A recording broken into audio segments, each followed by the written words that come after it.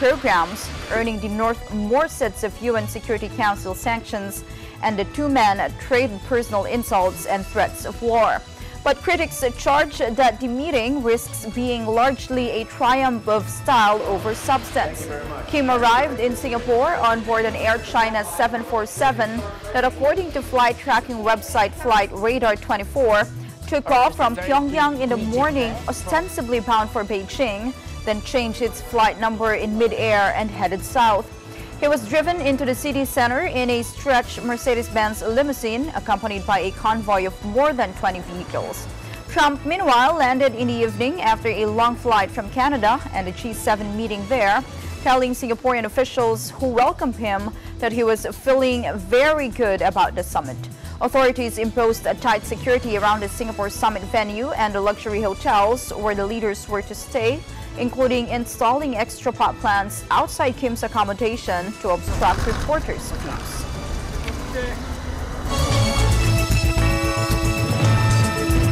North Korean leader Kim Jong-un meets with Prime Minister Lee Hsien-loong in Singapore ahead of a historic summit with U.S. President Donald Trump. The North Korean leader arrived in Singapore Sunday for an unprecedented summit with Donald Trump, with his nuclear arsenal at the top of the agenda.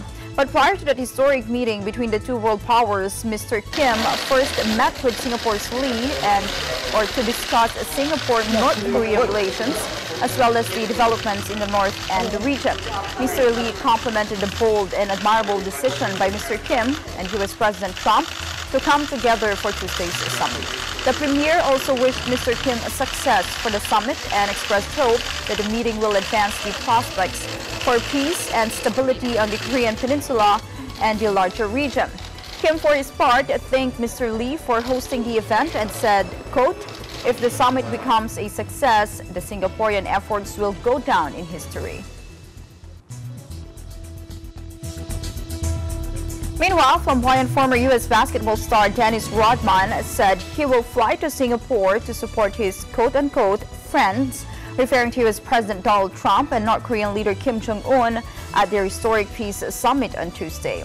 His tweet came after the White House Thursday ruled out any role for the high-profile retired player in the hotly anticipated talks with the North Korean leader, with whom Rodman has struck up an unlikely friendship.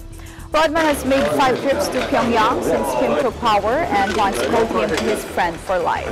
The former Chicago Bulls forward tweeted late Friday, quote, "Thanks to my loyal sponsors from at Potcoin and my team at Prince Marketing, I will be flying to Singapore for the historical summit. I'll give whatever support is needed to my friends at real Donald Trump and Marshal Kim Jong-un." The message included a photo montage of Rodman standing between Kim and Trump, who is giving a thumbs up. The U.S. and North Korean flags appear in the background, and the trio stand above the word "Unite" in large capital letters. In a subsequent tweet, Rodman wrote, quote, "To all Americans and the rest of the world, I'm honored to call at POTUS a friend. He's one of the best negotiators of all time, and I'm looking forward to him adding to his historic success at the Singapore summit." That tweet included a picture in which the basketball star stands next to a broadly smiling Trump. The White House had earlier shut down any suggestion that the 5-time NBA champion Rodman would be present for the negotiations. White House spokesman Hogan Gidley on Thursday said, quote, "Rodman is great on the court, but negotiations should be left to those who are good at it." Now here in the Philippines, occasional heavy rains continue to dampen Luzon and Western Visayas due to the southwest monsoon or habagat that is enhanced by an exiting typhoon. In its latest advisory, State Weather Bureau Pag-asa said heavy rains may trigger floods in Metro Manila and the provinces of Bulacan, Pampanga, Zambales, and Bataan. Light to moderate rains, meanwhile, are expected over Cavite, Batangas, Rizal, Laguna, Northern Quezon, Tarlac, and Nueva Ecija. The rainy weather will persist in large swaths of the country until Tuesday or Wednesday. Now, downpours on Monday have forced the cancellation of classes in some areas, which include the following.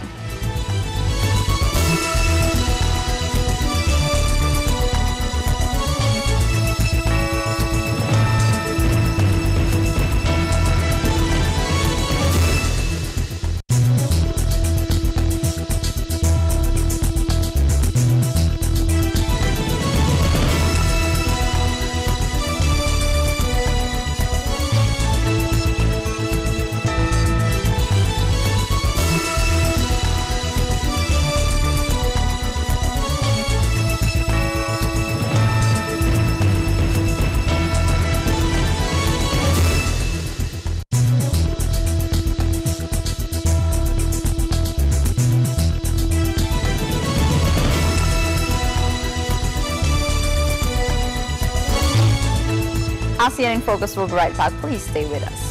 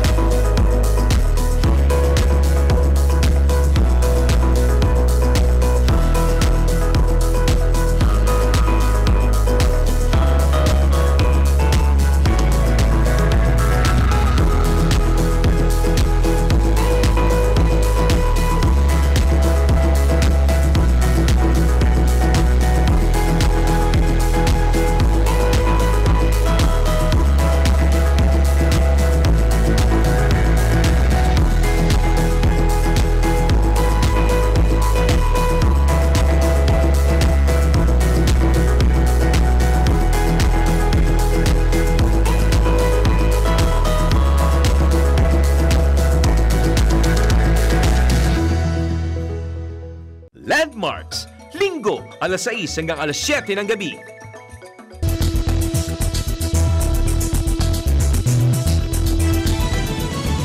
Welcome back. The Philippine military on Sunday claimed it has killed at least 15 Bangsamoro Islamic Freedom Fighters or BIFF gunmen when it launched airstrikes against the group near the SK Pendatun, Maguindanao and Piquet North Cotabato portions of the Licuasan Marsh. Officials of the Autonomous Region in Muslim Mindanao said hundreds of individuals near the area targeted by the airstrikes had fled, but the exact number had not been ascertained so far. The military conducted the airstrike after it has confirmed that there is a bomb-making factory in the area run by ISIS-inspired PIFF. Meanwhile, thousands of residents in the area were forced to evacuate to keep themselves safe. Piquet North Cotabato Disaster Officer Ahira Kalantongan said in her town alone, at least 10,000 individuals from barangays Bulyok, Talitay, Bago Inged, Barongkis, and Rahamuda had fled. The ARMM Humanitarian Emergency Action Response Team said it was preparing provisions for the displaced individuals. Heading over to Malaysia, more than 600 protected animals, including geckos, snakes, and tarantulas, have been seized in a series of raids. Tropical Malaysia is home to a kaleidoscope of exotic animals, but illegal wildlife trade remains a major problem, as many of the creatures fetch a high price in the black market.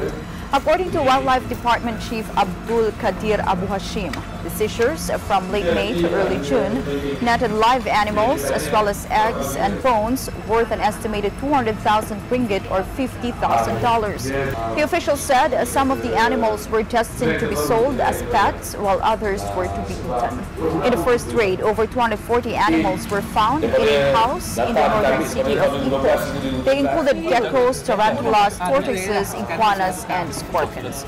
A second raid in Selangor State saw 385 live animals, mostly frogs and snakes, and 30 eggs seized. And in a third raid, a gibbon and 2 civet cats were seized from a man in the state of Negeri Sembilan. 2 other people were arrested in the raids. People caught illegally keeping protected animals face a maximum jail term of 3 years and a maximum fine of 100,000 ringgit. Back here in the Philippines, former National Security Advisor Roylo Goles died earlier today at age 71. Goles was rushed to the hospital early Monday morning because of vomiting. His younger brother Ferdinand said the death was caused by an apparent heart attack. Goles was born on January 9, 1947 in Looc, Romblon. He was a former Navy officer before serving as Postmaster General under the Marcos administration from 1981 to 1986. He then became the representative of Parañaque City back when it only had 1 legislative district for 6 terms from 1992 to 2001. From 2001 to 2004, Goles served as the National Security Advisor under the Arroyo administration. He then returned to the House of Representatives in 2004 when he was elected representative of the Parañaque's 2nd District. He served until 2013. We'll be back after this break. Stay tuned.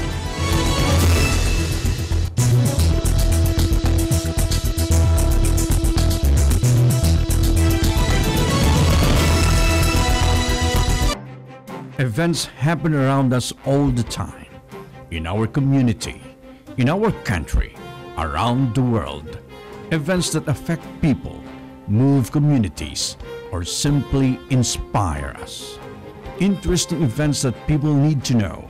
In these interesting times, we continue to be a competent partner in delivering news about these events.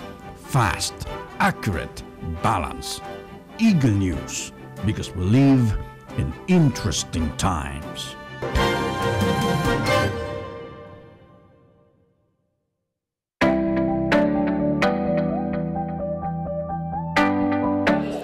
Happy 50th anniversary ng Eagle Broadcasting Corporation. Sana mas tumagal pa ang pagsiservisyo natin sa ating bayan.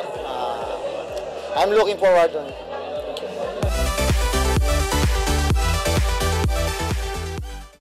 Pep News, Linggo, alas 4 hanggang alas 5 ng hapon.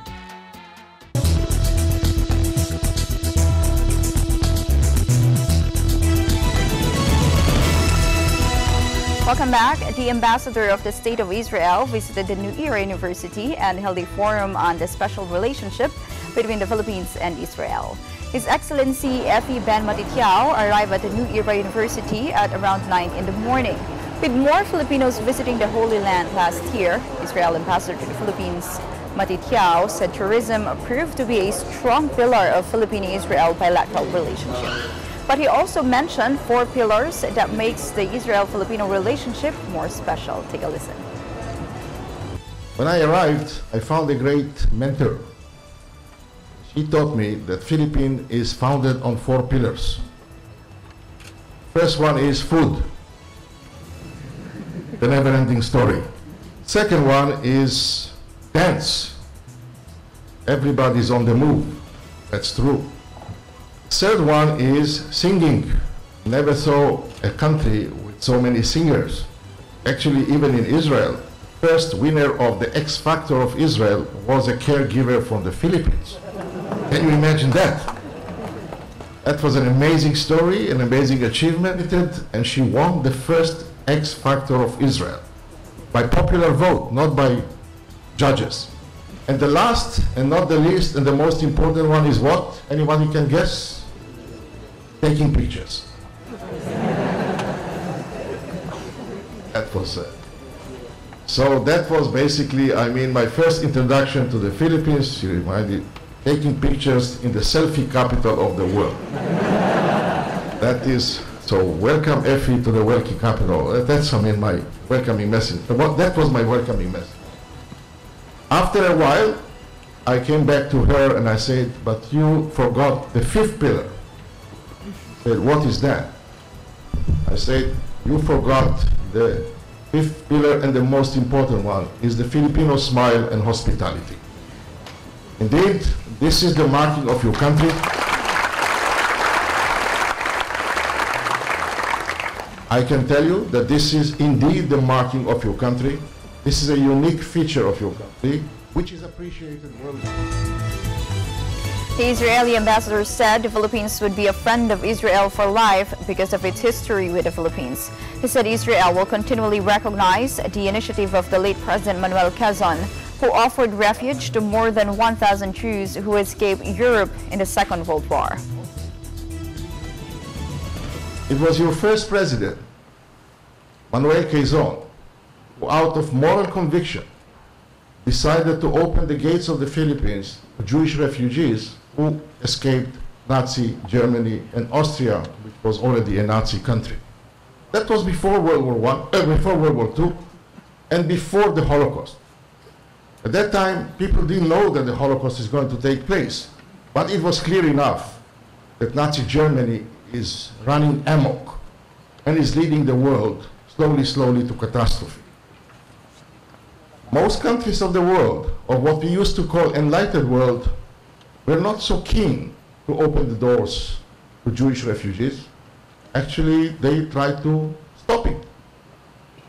And Jewish refugees were looking for a shelter.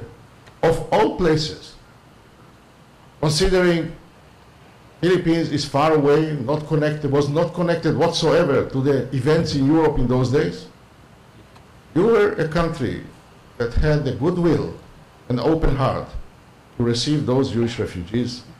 Manuel Quezon granted 10,000 visas as an initial batch to receive those refugees.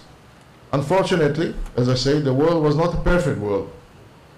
And as a result of politics, we managed to end up with 1,300 who arrived to the shores of the Philippines. You are responsible for 1,300 generations who were born out of those 1,300. He said Mrs. Elizabeth Zimmerman Duterte, wife of President Duterte, is in fact a granddaughter of one of the more than 1,000 Jewish refugees here in the Philippines. I don't know if you know, but first wife of the President of the Philippines, her name is Elizabeth Zimmerman Duterte. Zimmerman is the connection. She is a granddaughter of one of those refugees that your country saved.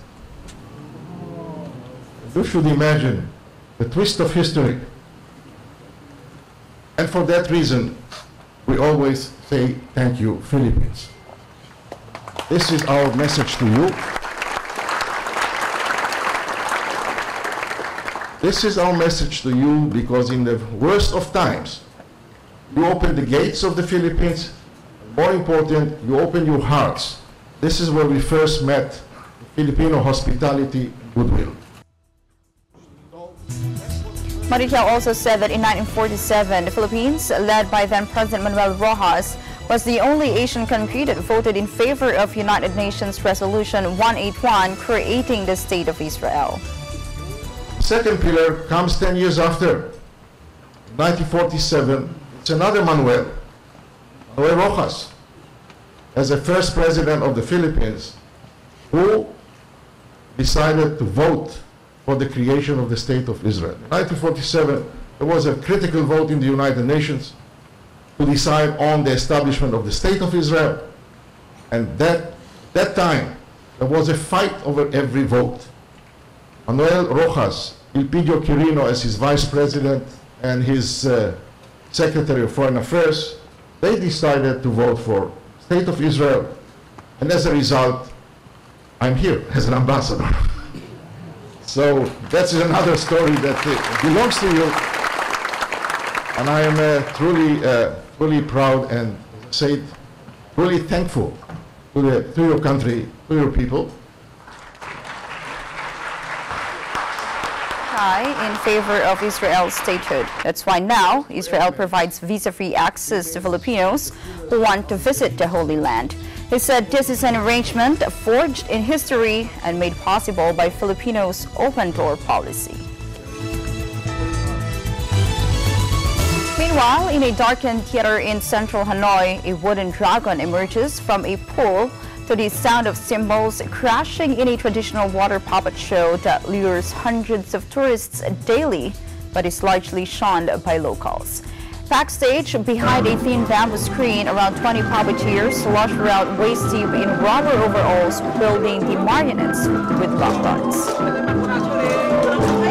Thực ra công việc thì cũng có gây cản trở đối với phụ nữ như là bọn em, bởi vì là những con rối nó cũng ngấm nước nó khá là nặng, thứ cái nữa là nó lực cản cái nước. Thế nhưng mà some of the puppets weigh as much as 10 kilograms, and the largest ones, like the 1-meter-tall fairy, require 4 people to manipulate. The shows at Hanoi's Thang Long Theater have become a staple on the well-trodden tourist circuit and draw thousands every week, including many first-time viewers. I loved it. I felt like I really learned a lot about the way they catch fish and the way they're on the boats, and I really got a feel of the music. I was obsessed with the music, all of the different instruments I had never seen before. Mình cũng thấy làm lạ là tại sao mà người Việt không đi coi mà chỉ có người khách nước ngoài đi coi, thì mình nghĩ rằng là có lẽ nhà nước Việt Nam hay là các ban ngành gì đó cần có những cái quảng bá để cho từ các em học sinh biết đến múa rối nước, ví dụ như là khi đến Hà Nội, nói đến Hà Nội cái thì cái việc đầu tiên nào đến muốn xem lại nghệ thuật nào thì việc đầu tiên là họ muốn xem nghệ thuật của nước. Đó. Chính vì thế cái sự phát triển của nó thì cũng rất là rực rỡ, bởi vì là thời kỳ hội nhập này thì cái nghệ thuật rối nước lại được mang đi để giới thiệu với rất nhiều bạn bè trên quốc tế. Đó, chẳng hạn như là Vietnam is the birthplace of the centuries-old art form that emerged in the northern rice paddies as entertainment for farmers. The earliest record of the performances is on a 12th century stele that still stands at a pagoda in northern Hatnam province, but historians say water puppetry likely originated even earlier. The shows traditionally featured age-old fables and mythical lore, like the famous Hanoi parable about a Vietnamese king's treasured sword that was used to fight off Chinese invaders.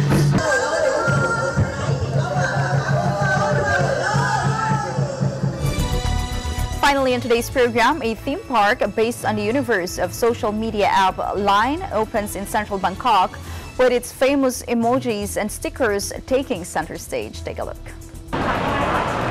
It already boasts the digital loyalty of more than 40 million Thais, but now Asia's ubiquitous social media messaging app, Line, is breaking into the real world with a Bangkok theme park. By turns colorful, creative, and ever so slightly creepy, the 1,500 square meter Line Village in Bangkok's commercial heart immerses visitors in the internal world of the app with cutouts, projections, and life-size models of its cutesy sticker characters. Bears Brown and Choco sit in rooms painstakingly adorned with details of the siblings' lives and passions, sport for the former and social media and fashion for the latter. Mirrors and interactive screens add to the sensory blast of bright colors as each character gets a full treatment, gifting selfie backdrops for superfans of the Japan-made app. The theme park's executive advisor, Rupop Shinawat, said the concept of the Line Village is to actually bring Line characters into reality. He said the concept is a Thai first. The concept of Line Village is actually bringing Line characters into reality. So when you enter Line Village, you get to experience all the characters, like the Brown, where you go into his bedroom, Coney's, you go into his kitchen. There's forest area. There's a lot of activities here, both digital and physical experience. The target market is Thai. Nearly 2/3 of Thailand's 68 million people use Line, as well as Asian tourists to Bangkok and curious Westerners to whom the app may be less familiar. It had a lot of impacts on the social media because everyone used Line, as far as I know. It's not my main messaging app, but I definitely use it, and the characters are very cute. I mean, that was probably the main reason we were using it.